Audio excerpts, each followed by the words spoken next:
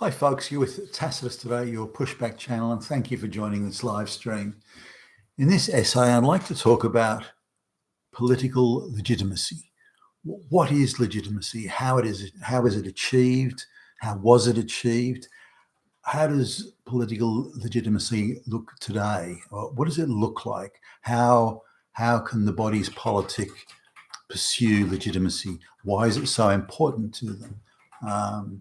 Let's go back, say, even a few decades where legitimacy was achieved, well, through the ballot box, of course, but it was similarly achieved by putting forward political parties were representing the people. That was pretty clear. Not that there weren't all sorts of lobbyists and big company people paying money to politicians. There were. That went on.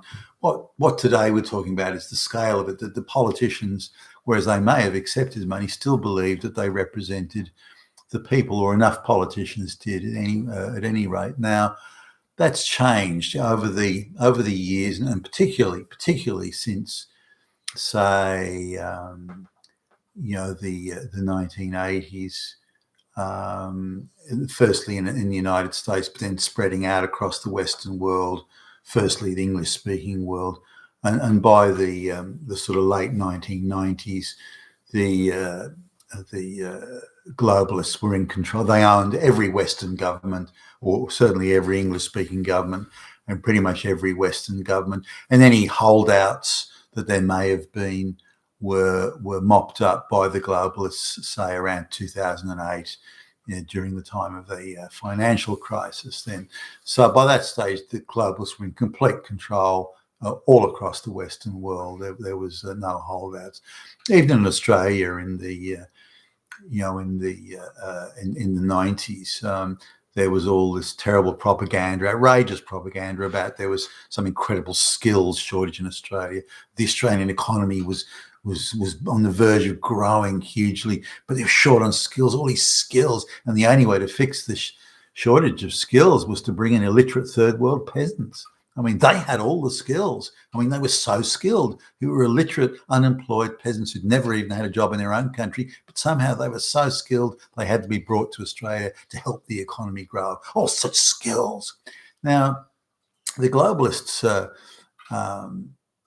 have been in control since then, and even before then, in the United States. A lot of things that Ronald Reagan did were very much part of the central globalist talking points, and he was picked, I think, by the globalists because he was a pretty good sales guy. He came across as being a man of the people, when in reality he was doing a lot of what the globalists wanted.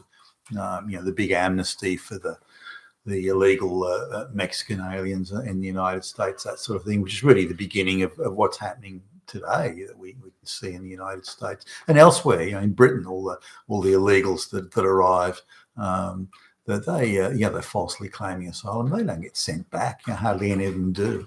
But it's the way the globalists want it. All the governments of the world, or the Western world at least, are effectively employees of the globalists. Now, these politicians used to represent the people, and they were demonstrating and trying to do fix the problems, address the concerns of the people, and they were put forward. They would go to elections putting forward policies of how they were going to make their citizens' lives better, how they were going to improve standards of living, and all that sort of stuff. So. And that was a source of legitimacy. The body politic, the politicians shared the concerns of the electorate, which is how democracy is meant to work, by the way.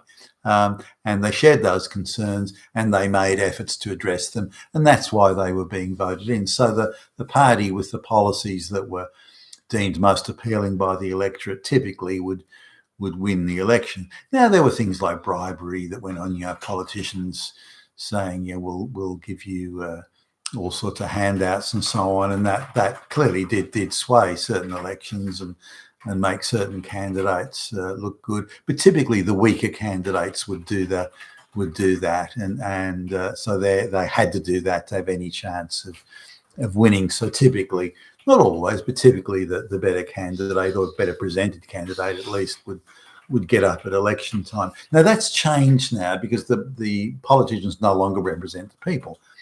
They represent the globalists. The politicians are employees of the globalists. That's their job. They no longer identify with the concerns of the electorate, and are no longer even making the vaguest attempt or effort to improve the lives of their citizens. Now they may talk tough about we're going to not put black criminals in prison or something, as if that's going to improve something or make anything better, but it's not. Most of the black crime in the United States, as an example, is against other blacks. So when they say they're not going to convict black people for any number of crimes and will give reduced sentences and all these sorts of things, they're not really improving the lives of the black community, because they're black criminals who are preying mostly on other black people or black citizens. So they and it's the same pretty much everywhere in the world, Australia as well. So this idea that it's going to improve the lives of black people by not prosecuting black criminals is quite absurd and utterly counterproductive.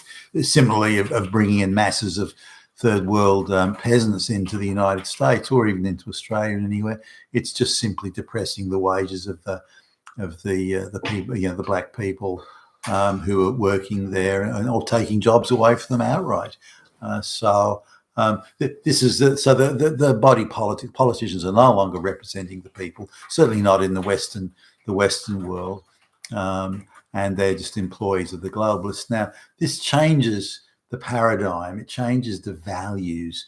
It changes the very context of democracy. Democracy is you elect someone you know who lives and has grown up, who was born in the area that you live in. Everybody knows them, and they approve of this person and the values they hold. They represent the values of the electorate. They are going to Washington or to London or to Canberra in Australia. They're going there to represent the people in their electorate, not to represent the globalists or represent the party machine, but to represent the voters, the people in their electorate. That's how it was meant to work. And then they're sent to the central government to make sure that those people in that electorate have a voice in the government. Now, those days are now long gone. We hope they'll come back at some point, but at the moment that all these people are employed by and report to the globalists. And so that's changed the very nature of democracy.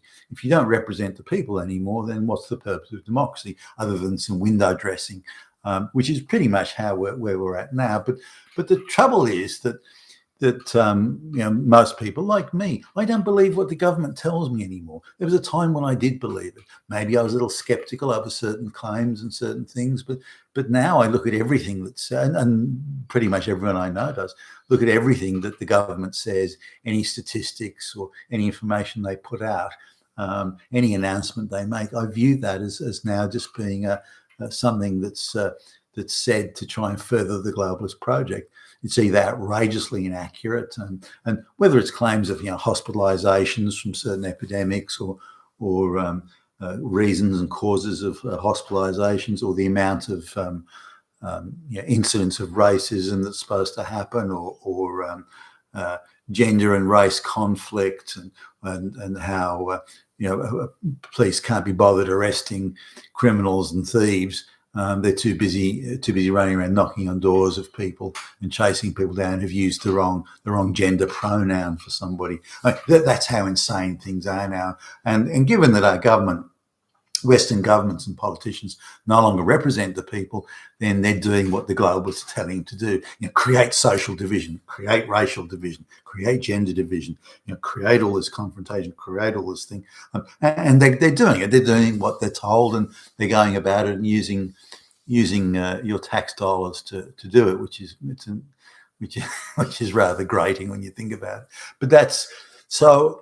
So what they still need, though, what they're not getting, no one believes them anymore, or very few believe them anymore. And so they've got a problem now with these politicians. They've got a problem with legitimacy.